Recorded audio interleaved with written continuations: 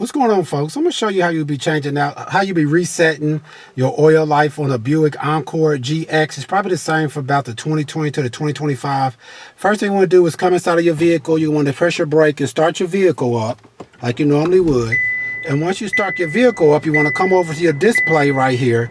It doesn't really matter what it's on. You just want to hit this piece, this one right here. It shows like the car.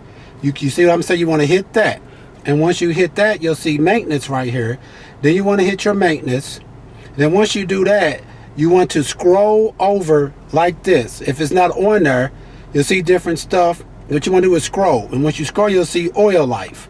And once you see that, what you want to do is go ahead and hit the arrow. And once you do that, you want to go and hit reset.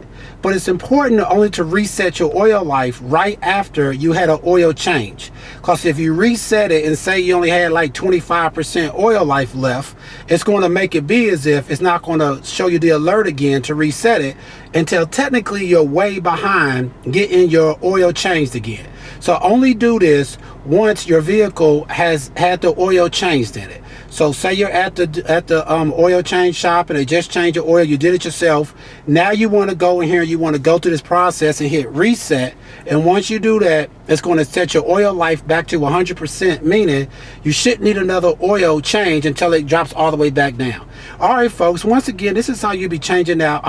Once again, this is how you be resetting your oil life on a Buick Encore GX from probably about the 2020 to the 2025. All right, please check out our other helpful videos. Please like, subscribe, and share. Thanks.